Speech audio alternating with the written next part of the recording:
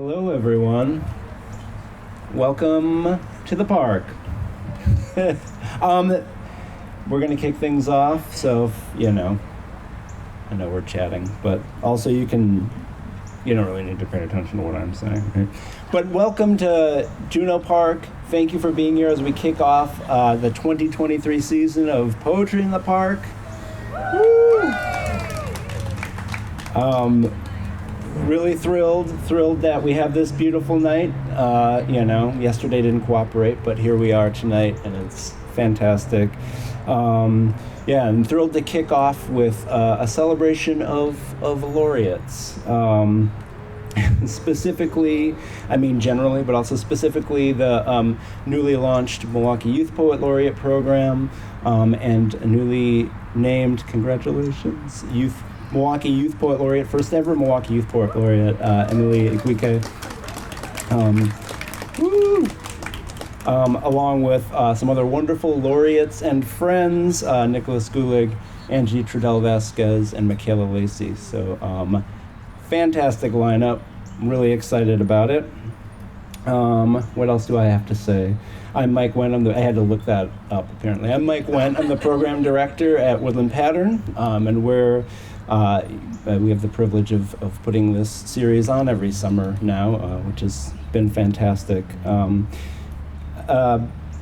Before I get too far in, I'd like to begin also by saying that with a land acknowledgement, and say that we at Woodland Pattern acknowledge that in Milwaukee we live and work on traditional Potawatomi, Ho-Chunk, and Menominee homelands along the southwest shores of Michigami, part of North America's largest system of freshwater lakes, where the Milwaukee, Menominee, and Kinnickinnick rivers meet, and the people of Wisconsin's sovereign Anishinaabe, Ho-Chunk, Menominee, Oneida, and Mohican nations remain present. We further acknowledge the grave evil colonialism introduced to these lands through genocide as well as slavery, but also via racist and xenophobic beliefs, laws, and practices that continue to inflict harm upon Black, Brown, and Indigenous lives. We honor those who have lived and do live now at these intersections of identity and experience, and are committed to the active dismantling of white supremacy. Just a couple other things from me, and I'm going to be turning it over to Antonio Vargas Nieto, who's going to host. So lucky for you. I don't have a whole lot more, but I do want to say a couple of things. That we have our book table right there, so books for sale, and as well as some other information. There's a flyer for the future Poetry in the Park events, which amazing lineups all around this summer. So, of course, second Tuesdays or Wednesdays, hopefully Tuesdays. And then many thanks to those who've made this possible through generous support of Poetry in the Park. So thank you to Juneau Park Friends, thank you to the National Endowment for the Arts, and thank you to Village Church for supporting this and making this possible. And there it is. So now I'm super excited to turn things over to Antonio, who we've had the great fortune to work with at Woodland Pattern as Poetry Coalition Fellow, and who is instrumental in making the Milwaukee Youth Poet Laureate program happen. Antonio, many thanks and welcome.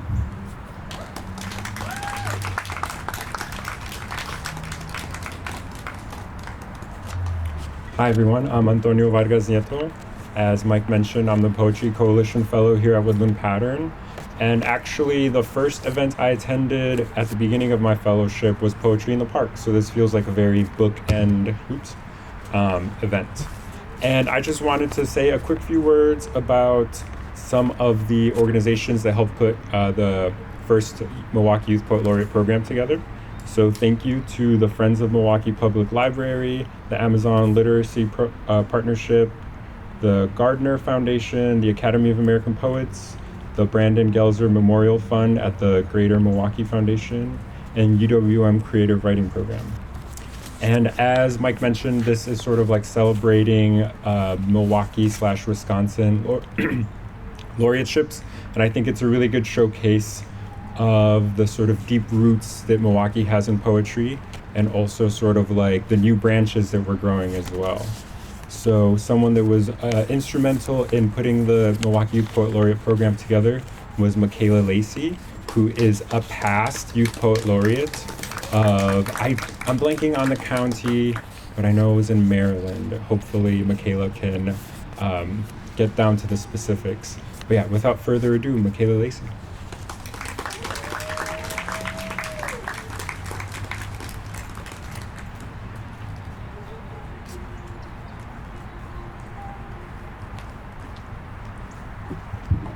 Good evening, everyone. Hello, hello. Thank you so much for having me, and thank you, Antonio, for such a warm welcome. I really love and appreciate this space and this event. Poetry in the Park was one of the first spaces that I performed my poetry in when I was 17, and so this space also holds a really, really special place in my heart, because it is one of the really beautiful opportunities that I had to be able to find my confidence in being a performance artist, and so I am really appreciative to be invited here. I also want to say that I am really just amazed at Emily and all the amazing things that you are going to do and have done, and I just will wish you a marvelous experience as the Poet Laureate, because you so deserve it. So I'll share a few poems that I have written. One that I wrote as I was a poet who was called to speak at a women's brunch in Maryland. It was Prince George's County, Maryland. And it is called On Women. I'm going to take advantage of this lovely podium here so that I can share it. On Women. Would it be considered an act of magic to take apart the strands of an old woolen blanket and still feel the heat of its warmth when you cover yourself? The strands miraculously making itself its own sewing needle, forming slowly back into its old shape, and piece, by tiny woolen piece, declaring itself indestructible. Let us call this the story of when the first woman dug herself from the quicksand. Eve, snatching the Bible back to rewrite the Genesis, let her tell it. The rib didn't belong to Adam in the first place. Let her tell it. This story is the story of all women.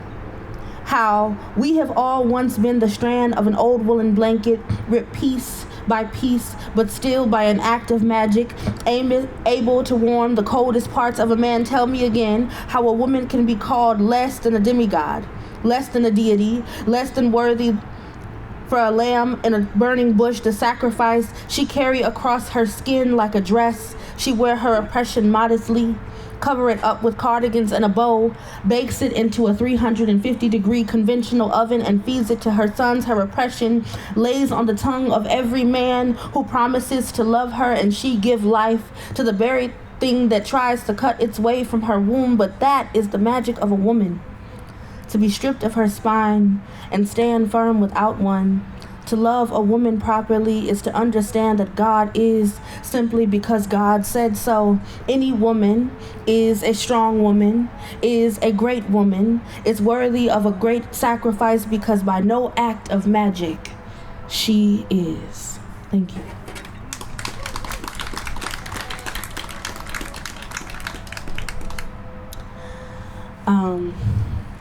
So this next poem is entitled On Grief, and it was written as an homage to a dear friend of mine who unfortunately passed away in 2018. But I felt him in my spirit today, so I found it important to speak him into my life and into my heart, because that's where he lives. Grief. I know grief. like hands too stiff to hold again. Fingers curled into fists, but never holding on too tightly, too tightly. A soul feels trapped in skin. It leaves with no warning signs. Ready to see the sunset of its own existence, a black boy killed in broad daylight. The moon to never kiss it goodbye. I know grief, like an apology, desecrating on the tongue of a swollen ego.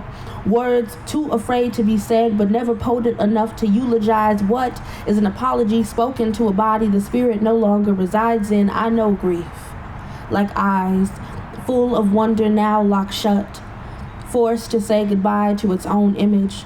His reflection, drenched in blood and torn skin. I know grief, like living with so much love in your eyes, but to die with fear in them. I know grief, like being a coat of arms for all that you come across, but who was there to save you? Who was there to weep for you, to kiss you? I know grief, like the foe so desperately in search to destroy me. It creeps on the doorsteps of all the people I give my love to.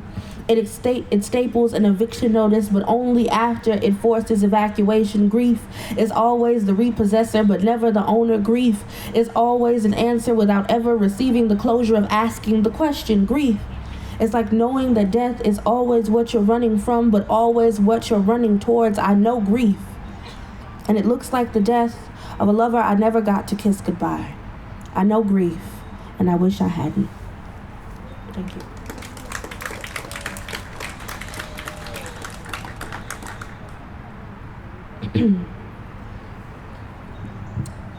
This one is entitled An Ode to Cameron, who is my best friend. I've heard tale of black boys who see skies in different colors, kiss their mamas with the same lips they breathe life into airless bodies with. I heard they know where God keeps his gold watches. They pull the pure out preachers. They can outrise Jesus and sometimes Buddha too. They know all the jazz tunes, so they never have to sing the blues. They wrap their hair in blue, do-rags, flowers, and bonnets too. They burn incense just to shift their mood. They don't lie, for the cops won't bother them here. They don't die, for the cops won't bother them here. They never have to outlive their brothers. They never have to apologize to their mothers. They just be. They just smile. They just black boys living and dreaming. I know they exist. Thank you.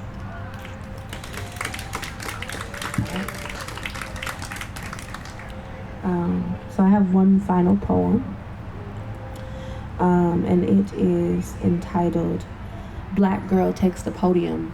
And I wrote this poem thinking about the concept of being a nervous black girl from the hood, scared of stepping in my authenticity, because what does it mean to be authentic as existing in a world that is dominated by white supremacy? What does it mean to hold a position where you are considered someone who is not always worthy based on the identities that you hold? And how do you show up during those times? And so Black Girl Takes the Podium was really a poem written out of a deep need to express the frustration that I felt in those spaces. So Black Girl Takes the Podium. Typically, the evening before a bourgeoisie event like this, I go to my closet and pick out the most formal stitch of clothing I own, hang them on the door latch, run my shower water 10 degrees past steaming hot to release wrinkles, press my hair, paint my nails, and pick 5 new words from the dictionary. For tomorrow, I must be every black woman written out of my history book. Must dig the underground railroad from beneath my fingertips and plant the seed for every colored girl trotting on this field behind me, because I know that if I don't deliver the most impactful speech since the Emancipation Proclamation, that I might as well hold the noose my people will walk into. My voice must speak in a volume that Maya Angelou can hear from the heavens. There is no room for slang. Grammatical errors must be left on the front porch stoop. I swallow the ghetto out of my system with a detox and a cup of tea the morning of. I practiced and practiced and practiced and practiced till my lips have lost all the juice that makes them thick enough to speak Ebonics properly the day of. I smoothed my skirt out 50 times under the table the day of. I let the hunger rumble in my belly and ignore the hors d'oeuvres that no one else seems to see. Fill myself with water and the butterflies playing freeze tag in my stomach only until finally the hostess calls my name and the room goes silent. I see a woman pulling a handkerchief from the clutch of her purse, as if she knows what she's in for, as if she's prepared to hear the omen my ancestors scream through this microphone, as if she felt the cotton scratching against my fingertips, the blood that bore the ink on this note card. A black girl takes the podium and spills her bones out in the most articulate way possible, and the whole room shrieks in awe, wondering how a mouth that chews up collard greens can deliver words in a language that throats that swallow caviar can understand. They clap for me, as if I have delivered them from the Egypt of their insulationism. They cheer for me, as if I have revealed what the good blacks can look like. A black girl takes the podium and is expected to communicate the feelings of her people and make a mockery of them at the same time. The evening after a bourgeoisie event like this, I return home to the ghetto, rehang my clothes in the closet, close my eyes, and hope that it was worth it this time. Thank you so much.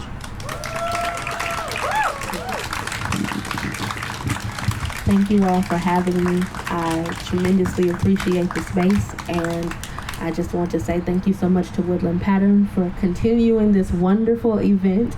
I hope to be able to return in July, and also to be able to hear the wonderful voices that are going to continue to share in this space today. It was wonderful to see you all. Thank you.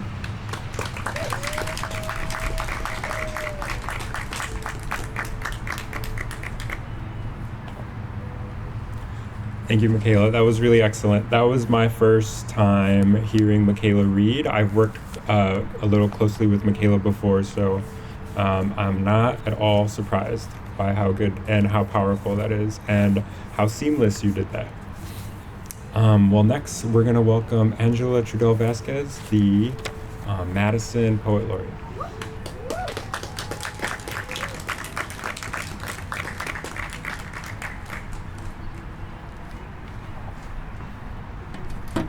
I have a timer on, so I'm not checking my phone. But I have a prop. So this is what I do when I read. Read more poetry. Okay. So I have some dear friends here, and I met Peggy Razga, our former state poet laureate, through a poem, and I'm going to read/sing, which I don't usually do. So we'll see how it goes. This is After Richie Havens from Turn Up the Volume. Freedom, freedom, sometimes I feel like a ravaged state. Sometimes I feel like it's all about hate. And then I remember there's money to be made, votes to be swayed, and special interest to court, until democracy is a shred of itself, streams hanging, flapping in the breeze, as if a flag can say anything without vocal cords, a human breastplate, or space to breathe.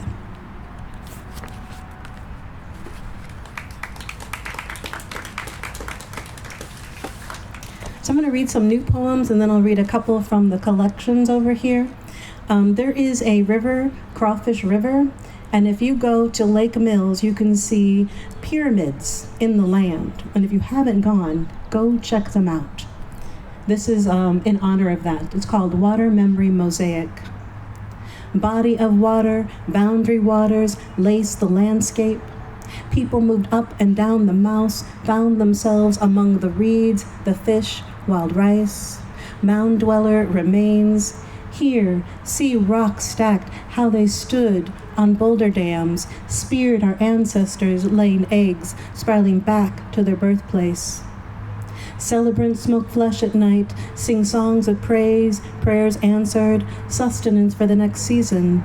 Finns forward the way home, history in bones.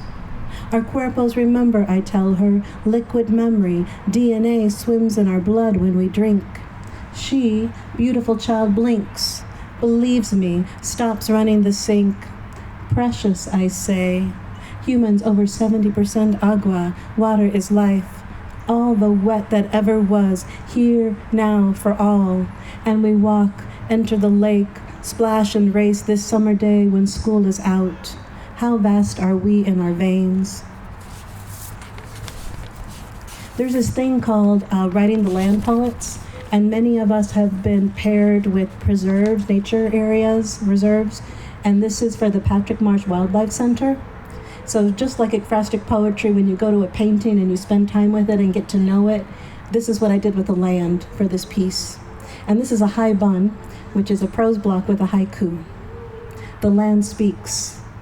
The land speaks to me, calls from outside the car window. We pass valleys, hills, what glaciers made 10,000 years ago when people moved to the edges of newborn waters, where ice chunks broke off, became kettle lakes.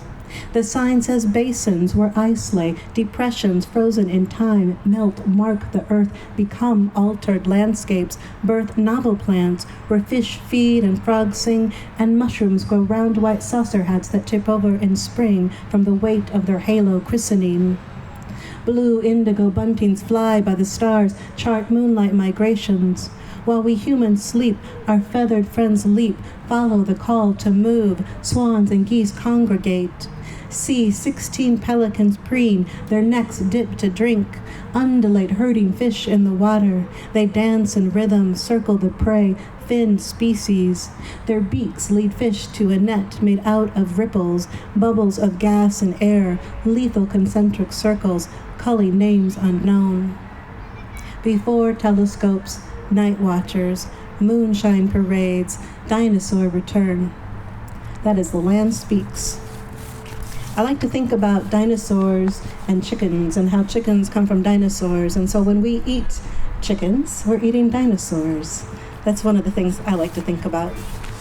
So I'm going to switch and read a couple poems from In Light, Always Light and My People Redux. And I went back to school late. At 48, I went back to school and I got my master's. And I went to the Institute of American Indian Art. So these two books represent my MFA thesis, and I'm so happy to say that My People Redux won the #1 chapbook this year for 2022. Yeah, and they gave me stickers, and they said, "Do you want stickers?" I said, "Oh, of course I want stickers. Who doesn't?" Yeah, I love stickers. So I'm going to read the title poem, My People Redux, in here. And the one thing I'm going to say is when I say my people forgot they rose from the earth, I'm really talking about all humans. This is a 4-part poem. My People Redux. 1.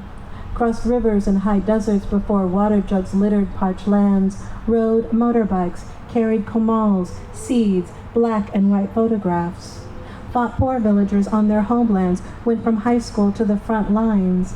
Lessons on patriotism led to flag burning, joints lit, alcoholic stupors, streaking. A roll of the dice, heads I live, tails I leave. My people forgot they rose from the earth. 2. Our great-grandpa knew. He planted corn, rose, praying while he weeded and walked between his crooked lines, singing to the clouds to come lay their rain music down. Drum a new rhythm, tap of the green stalks to grow. He wove a footpath from the back door to the smallest plant, whispering its name, and fed his family with what he wrought from earth and aqua sky, what he coaxed between loam and hard copper hands. 3. His kind fingers twist off pears, peppers, slender green beans, husks of sweet corn, crab apples and peaches, what the white-tailed deer did not nibble. Bees buzz in their hive, lured by the burnt man who croons at dawn, by his wife who brings him pan dulce and black cream in the morning, in her pink house dress and potato sack apron. Leather patched by sun and scarecrow clothes, muscles cling to his bones, never young. Family, a heavy wool blanket, covers his sins in the heat. Blessed with grandchildren, they run in his rows, bring him home books he cannot read, pages telling a history he corrects after cartoons each day. 4. Great-grandchildren search for his buried grave, armed with spades and hoes, so they know where they came from and can find their way back to the original place of green grace, mountain breath, stews cooked with seeds woven into a young girl's black braid sewn in the hem of her deer dress. That is My People Redux.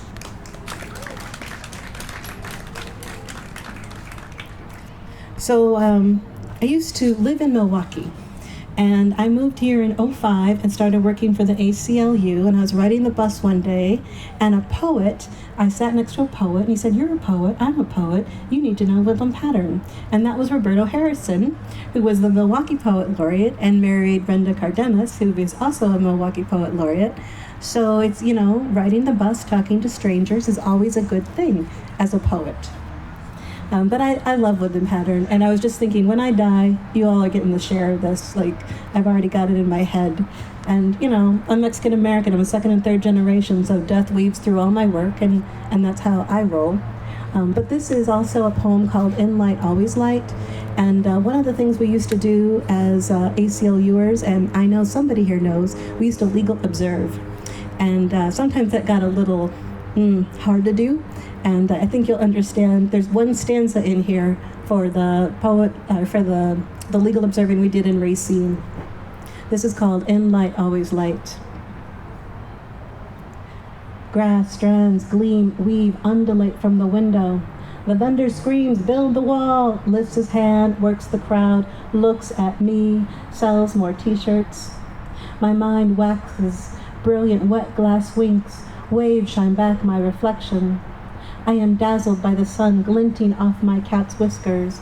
He lays on his back, flanks splayed by the deck, half shade, half light. First graders play football on marigold carpet in our shared backyard. The smile on their faces when they catches it warms us, childless apartment dwellers behind glass walls. The poet reads a book of poems and walks to the park to think. She does not know what she is going to do, hike the sled hill or swing on the swing. If no children are present, she will swing until her stomach says no, then descend from her height among the treetops and head home. She circles the preserve, full of earth thoughts, falling leaf music, crashing, crushing sounds, and auburn smells float up from her footsteps. She thinks. We spin on earth axis, half blinks of history. That's In Light, Always Light. And that's just how I want to live my life. I know things get hard, but I think there's always hard times for some. So I'm going to segue to the Yellow Medicine Review, which is my favorite journal to place poems. And poets have a way of talking to each other across the ages. And it's just what poets do. We lean on our literary ancestors. But this is called First. And I'm second and third generation Mexican-American from Iowa. Came up in the late 1800s with the Rock Island Railroad. And so this is something that I struggle with. My first language is English. I read, write, and dream in this tongue. I do not know my original dialect, what my ancestors spoke before they left the mountains for the village that led to the middle of Estados Unidos to me. Spanish, the vernacular of the conquerors, English the next. Now the poem. I do not know my original language, what my people spoke before they left the mountains, went down to the silver mines, what prayers they carried, heart pockets, gold lining for when their skin grew paper thin and wet, brittle cold. Old, they long for something they cannot name. Skating on the prairie ice hundreds of years later, he says, I heard a song, took me back to my mom's kitchen. I was a baby, and she called to me in my baby name and sang. Later, you can't remember what he said. It was dusk, night was falling, or it was close to noon. You were driving soon from a dusty village, And here the small, withered, dark man, an uncle, spoke eloquent. You watched, listened to the cadence in his throat, knew not one word he spoke. But you see him now, short like you. Wisdom lines crisscross his face, the deep furrows. You are 12 and know so little of the world. But you remember this night when you were close to home, with no key to open the door that would flood you, fill you with the truth of the universe. Shared with you upon birth, only to forget with first breath, oh, the how. You took this on. The knowing comes and goes, breaches the swells, lights on the tip of a daisy, bees abuzz butter yellow. That is first. It's based on an essay and then a poem. So I want to say, yes, I'm the Madison Poet Laureate, but my term is ending in January of 2024. And I did start the first Youth Poet Laureate program in the state of Wisconsin. We were really close, Milwaukee and Madison, but I was working on it a little longer, and it took years to get it through. But tomorrow we're naming the second Youth Poet Laureate for Madison. So I'm over at the plaza, and they said, you got to park your car close, or they might take your catalytic converter. I'm like, no, I need to get home. I got cupcakes to pick up. So I'm going to read a few more poems, but I've got this thing like poetry and cupcakes. It is a thing in Madison, and I did start it. So I have a little bit to go, and I'm going to read In the Discount Lot.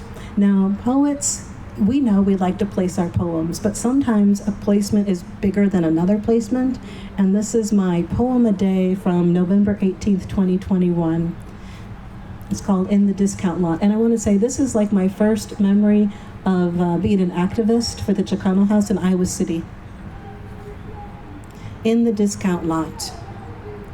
Outside the grocery store, laden with the sweat of tanned field workers, we stand. Little girls in winter coats. Our hands hold signs, leaflets.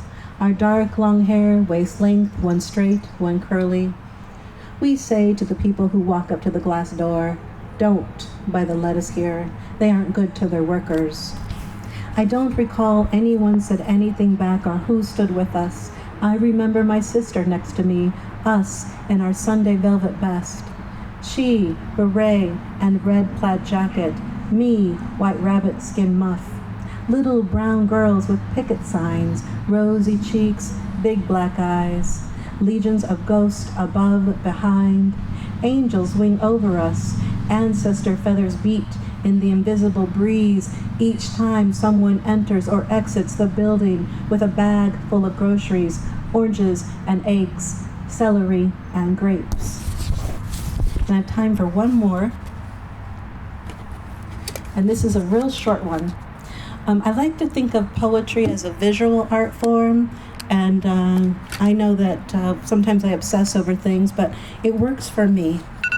Oh, I swear this is really short. It's called On Loyalty, and I'm gonna mimic the white space. On loyalty, I write poems to save myself from drowning, falling into the abyss of busyness, to heal the world and me, to learn what I'm thinking, so the pen can tap into my brain, reveal what is hiding, not to court friends or foes, but to keep from disappearing. Thank you. Thank you, Woodland Pattern. I sing your praises everywhere I go. Woodland Pattern forever.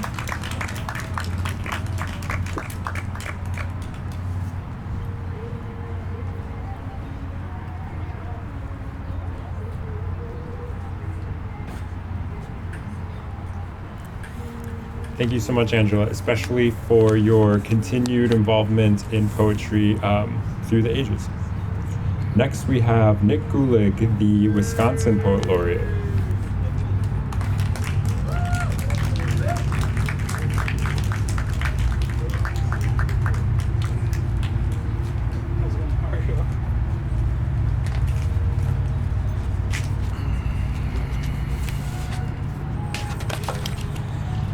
I am colder than I thought I would be. Thank you for the sweatshirt.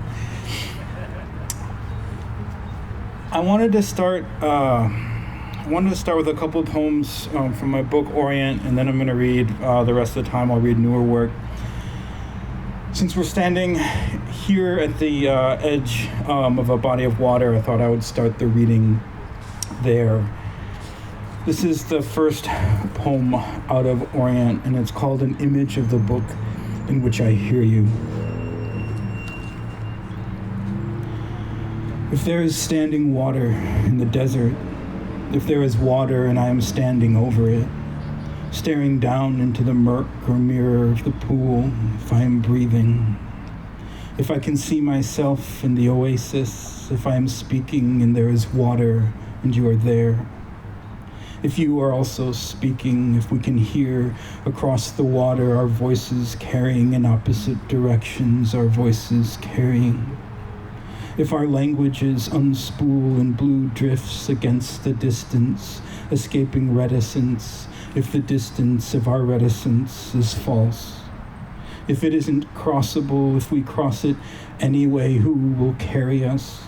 If our narratives erase us, if our histories return to us as names and we are living in the error of our alphabets, if the center of the letters hurt, master, stranger, what is water, where is water safe if solitude displaces us?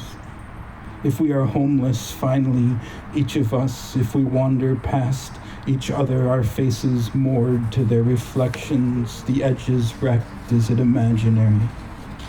If the images we make remake us, if there is mercy in us, if our speaking changes and we ourselves are changing, making, if we are made in the image of the other, and ambiguity and contradiction, if we consent to not be solitary, if we imagine we are somewhere, if there's shore.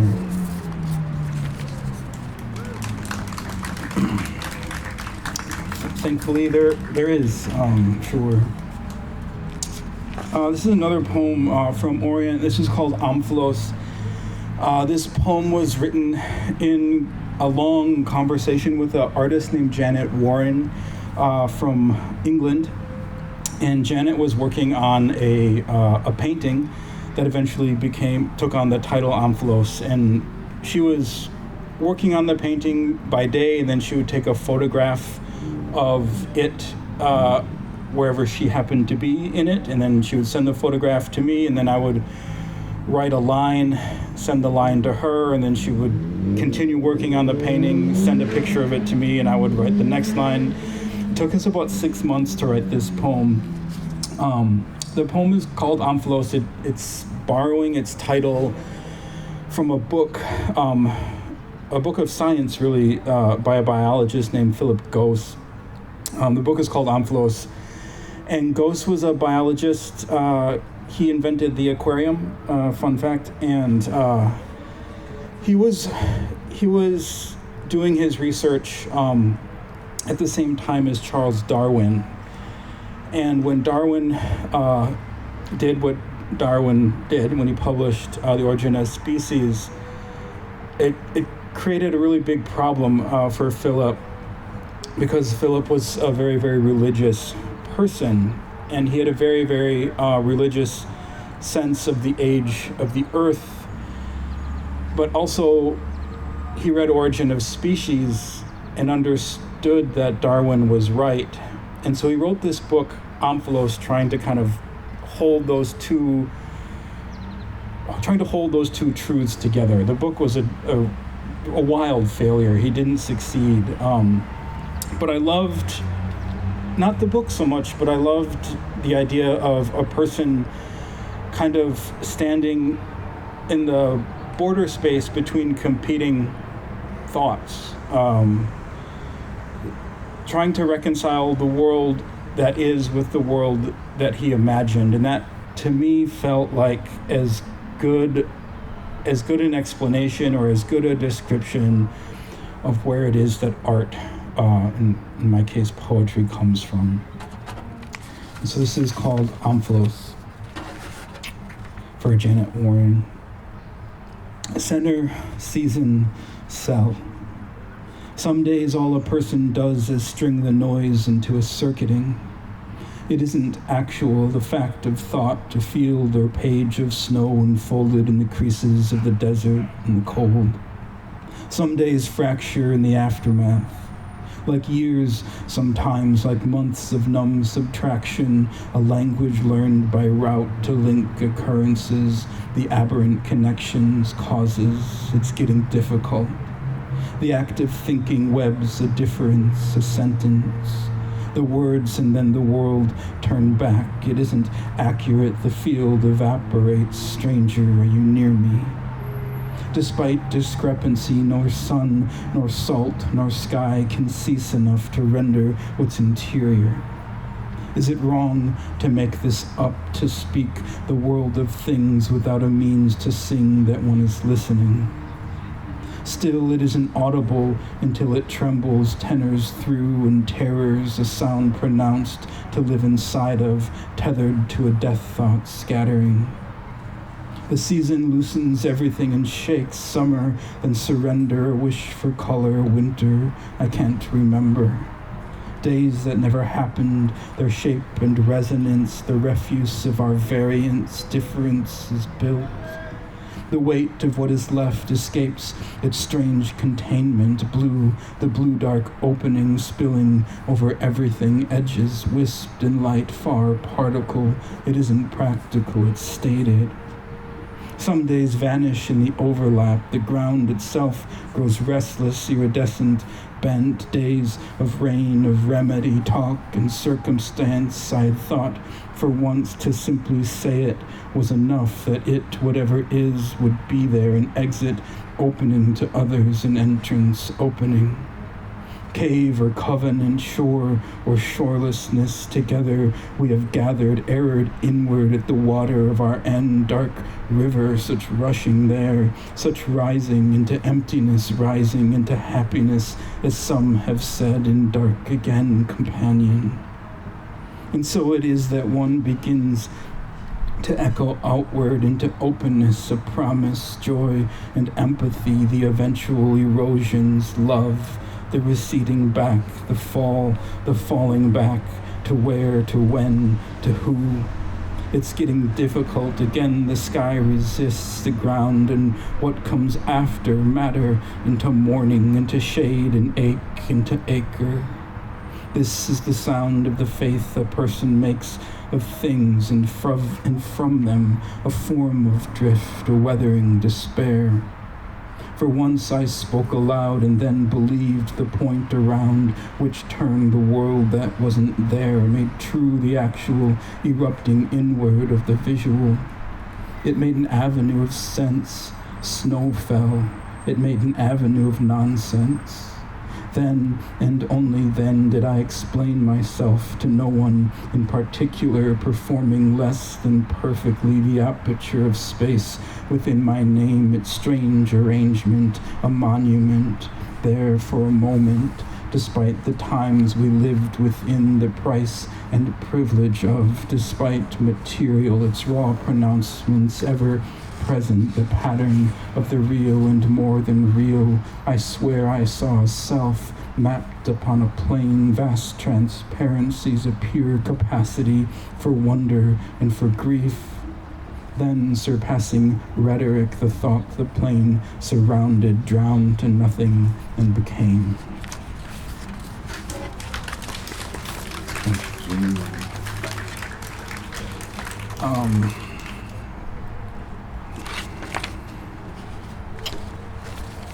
Let's do this.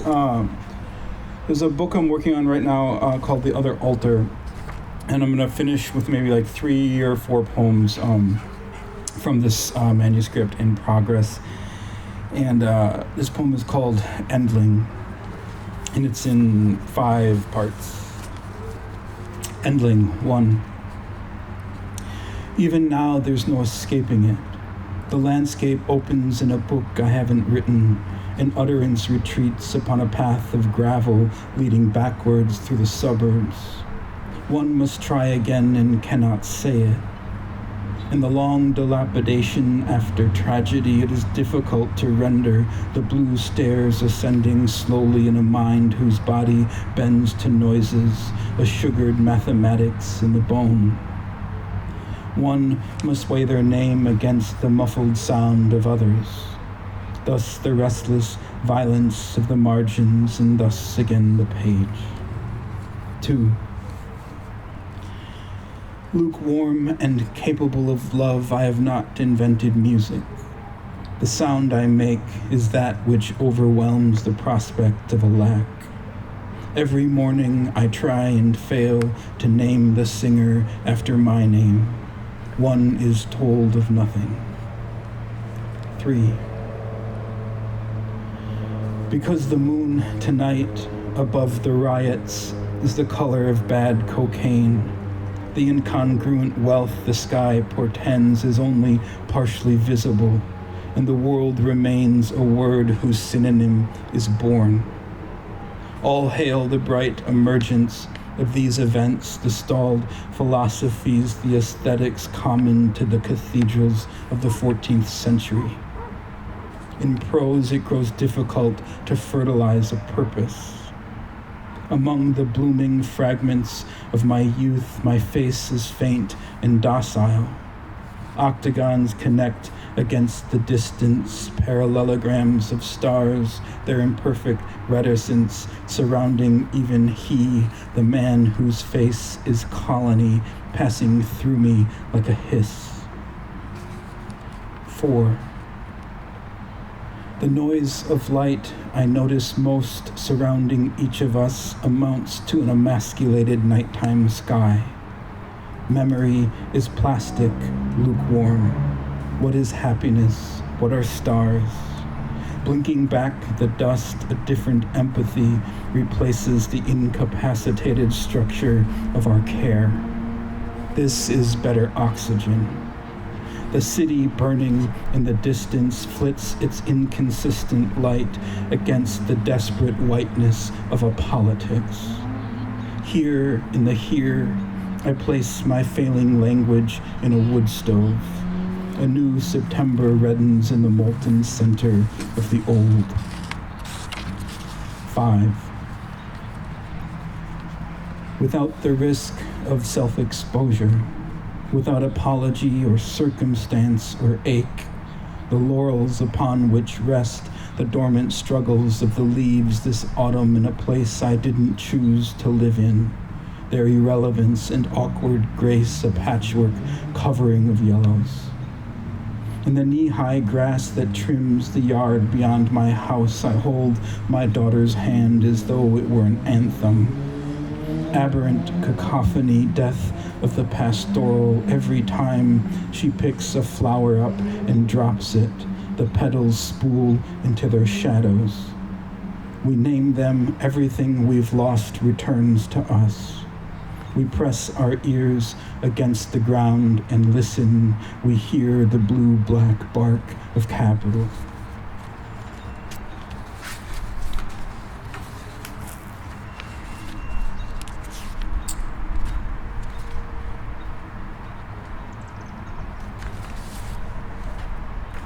Destroyer. Somebody says yes. Not a soul so much as something somewhere other, blurred by bright star, blurred by breath. Chances are the world's what's ever offered inward where it's worth. A word within a word, but what surrounds it. No matter whatever is sure to skip a beat beyond my reason. The center spills too deep the still far maybe beauty of the day. Here is where the world of things becomes impossible. The wrung-out speech thread hanging loosely like a tooth root.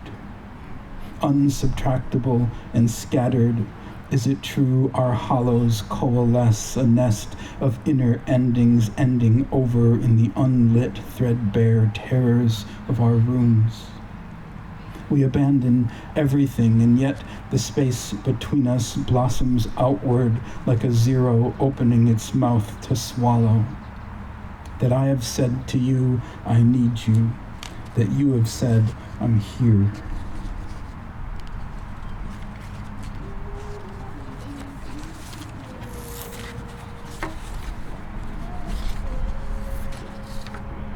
Here's another my poems are dad poems. This is called Book of Spring. In daughter light, like altar song, another spring dissolves its hibernized epiphany.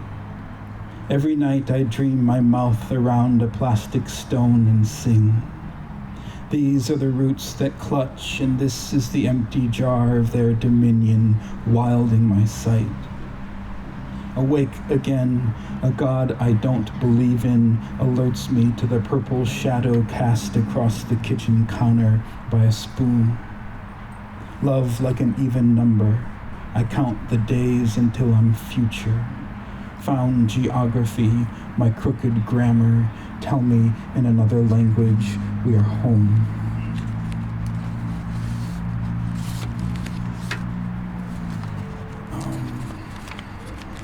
Let's do three more. Does that sound good? Short. This is called Border Work. Border work.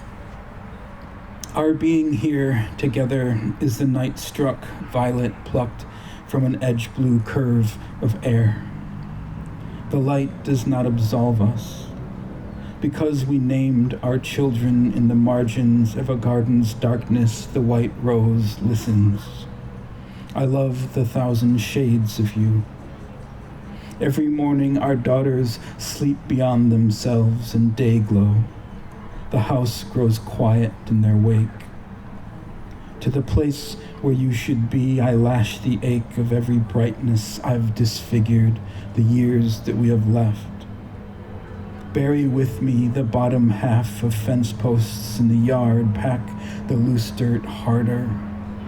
These days I'm beginning to think that I belong here. Because we chose to raise our children in the center of an empire, the low grass glistens in the west wind. At night, the sky edge finds us staring at our hands. It is easy to forget we left a world for this one.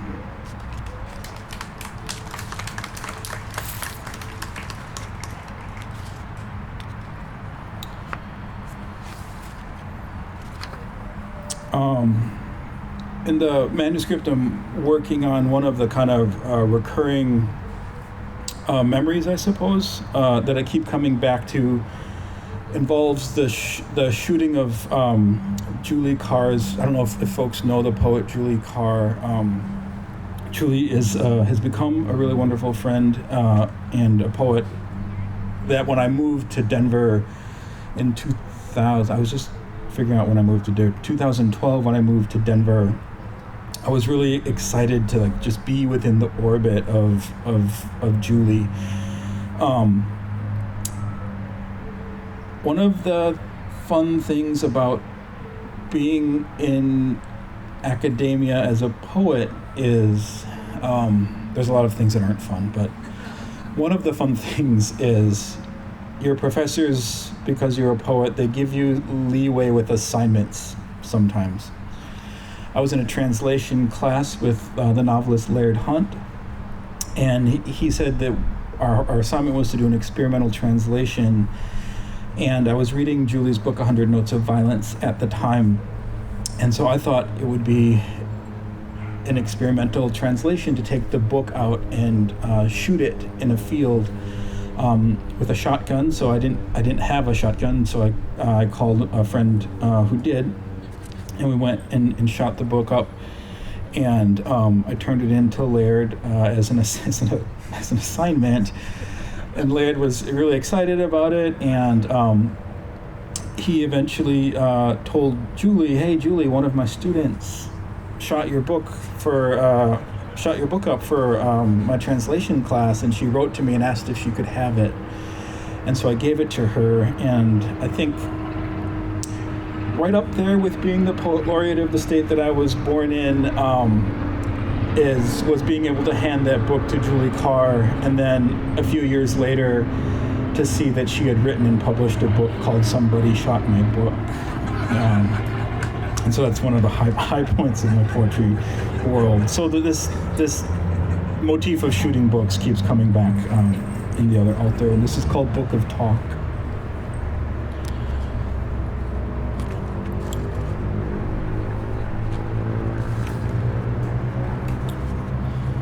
To live again, we choose a different language. Use it early in the aftermath of evening. Do our instruments instruct us, tell us everything we've lost returns to us in spades. To speak again, I pull the trigger toward me, spell the disappearance of a place both in the world and from it sounding far. It's beginning to be that time again. The snow in isolated flecks arrives across the field, and I'm shooting at a book I've come to love beside my friend whose home is where we're here again.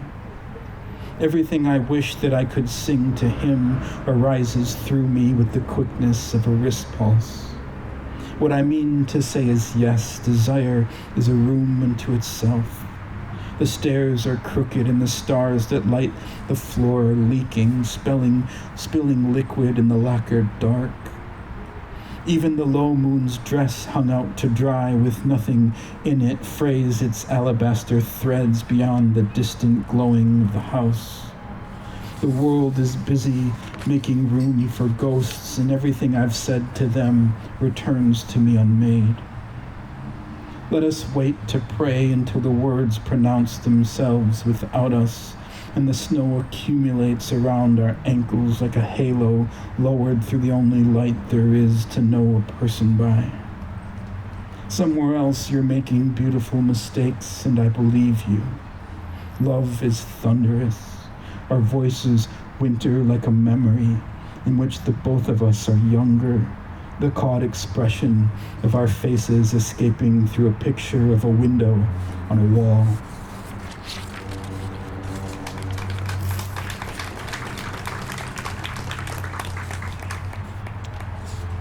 And let's do this.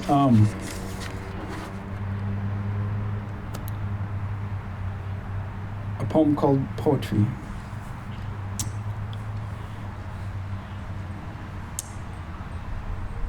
I think Angie was, I think you were there. I don't know if you remember my first reading at what's the fancy place in Madison where we had pie?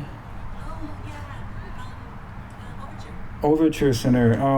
My first reading is the Poet Laureate of Wisconsin. I did this reading with Dasha, and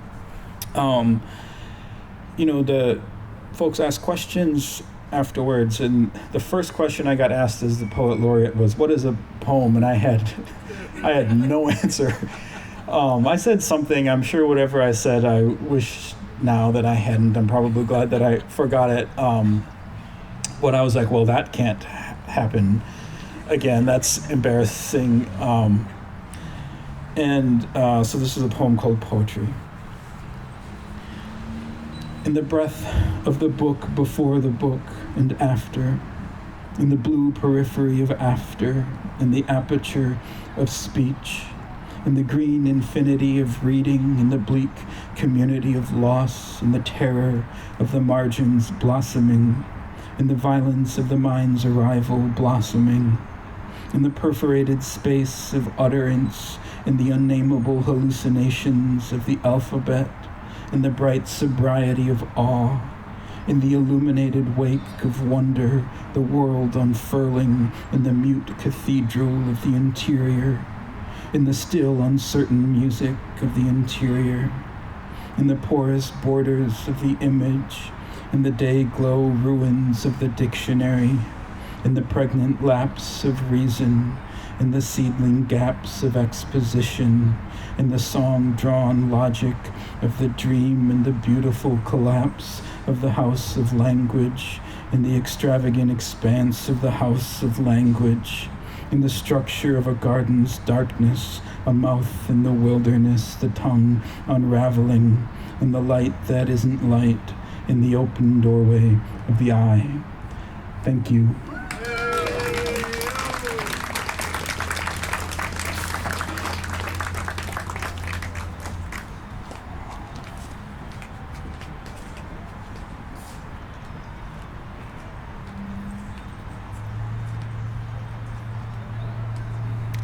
Thank you so much, Nick, for helping define poetry. Aperture speech. Yep. Please welcome Milwaukee's first Youth Poet Laureate, Emily Igwike.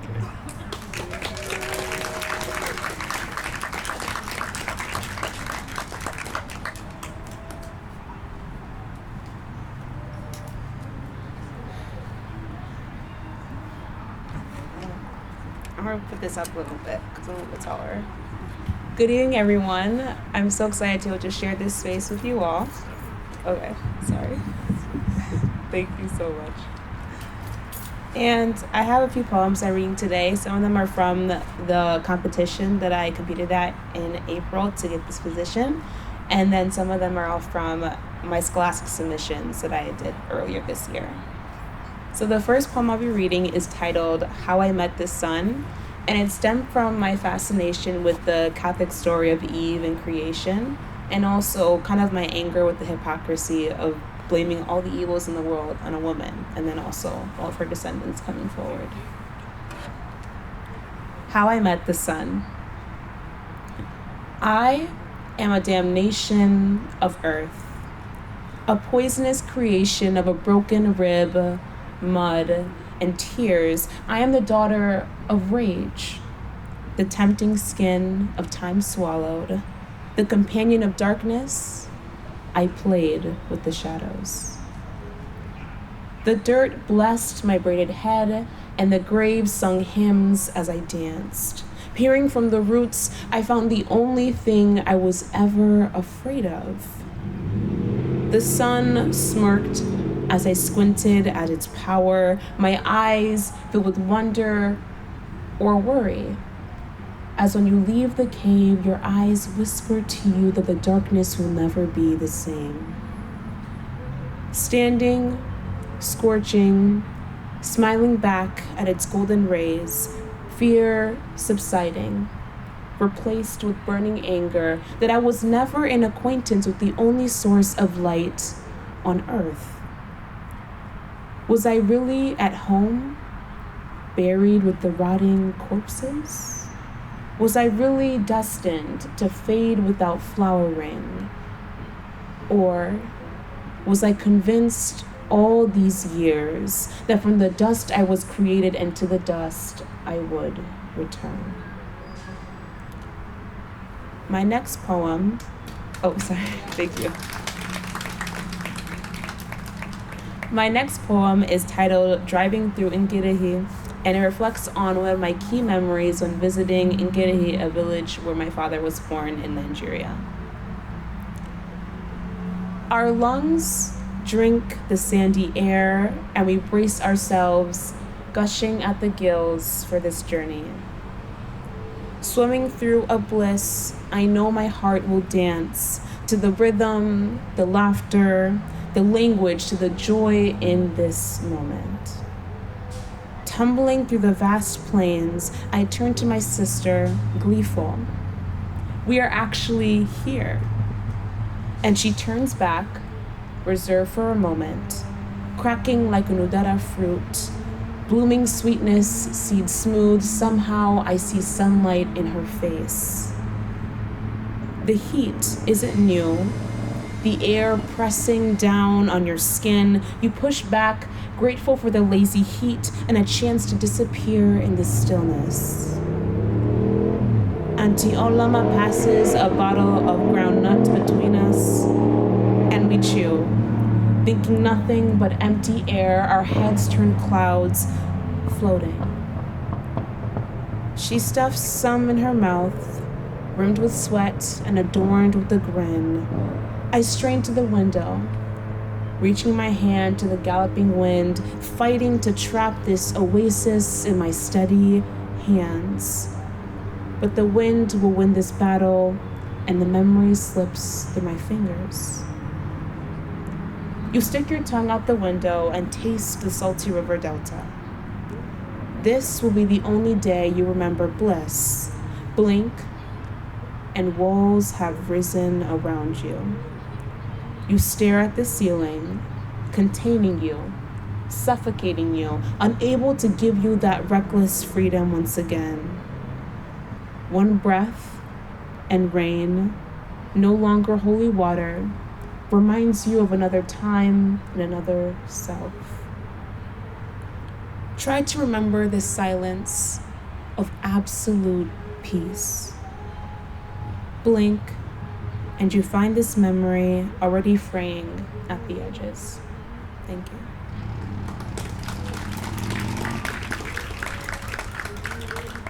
This next poem is one of my favorites that I've ever written. It's titled, My Mother Prepares Ofe Egusi. And Ofe Egusi is one of my favorite Nigerian dishes, and it reflects upon a key moment I share with my mother when I gave her good news, and it always reminds me of how much she cares about me. Where are you going? Where have you been? My mother asks as I glide through the door. Feet swollen from traversing these infinite deserts, dry air turned oxygen, bleeding into veins, searing at my heart, no longer in accord to her. Gray matter in a shawl, silent space that sits across from me, she aware of my absence and the presence of this heavy weight reaches, pulling my hand, a million miles reconvened. A single step turned silent truce, silent praise for the return of a prodigal. A steaming pot of egusi fills my void in this space, in this quaint kitchen. Her smile is weathered, our paths trodden. A mother once young sees herself in this shattered mirror. Piece by piece, she picks me up, puts me back together, even if her nimble fingers are cut, offering her blood in the process. She says, Ada, tell me what's wrong. Tears swimming in her eyes, she knows. She fears the paths we've taken have now diverged, an ocean separating our pasts, our stories. I offer a smile, weak and abashed, tugging on fleeting hope, trying to be a daughter to this shadow of a woman. Inching towards the bowl that sits patiently between us, my fingers graze the pounded yam. Breaking this yam, this silence, I tell her I was lost. Drowning with time, passing like the wind, she asks me where I am going. I dip the yam in the soup, lifting the burning bite to my lips. Here, I say. Home, I say. Thank you.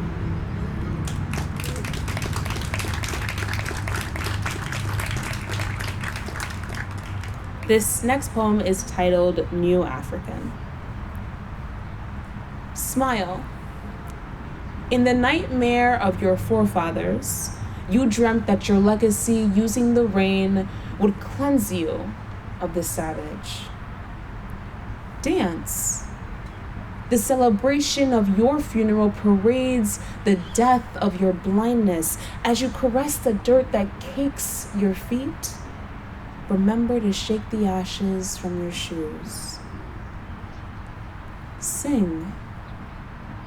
Melodic Latin hymns float to your new God like a cloud, white, weightless, and true, watching as the drums burn. This gathering will remain scattered. Listen. You are the heartbeat of this new world, a pulse that counts a lost rhythm to life. The silence of your land is palpable. Even the cicadas mourn. Thank you.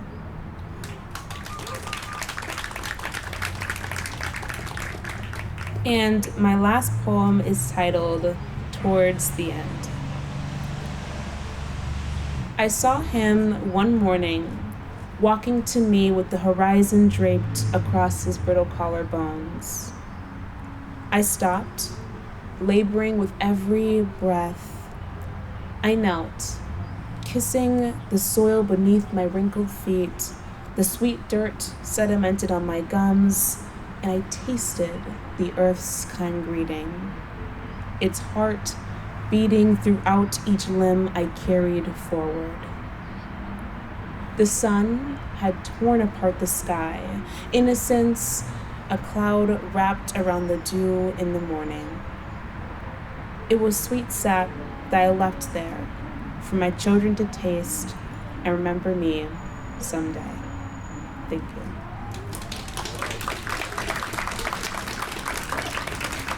And I'm just going to say thank you to Linda Pattern for putting together this event and hosting me as the Youth Poet Laureate. So thank you.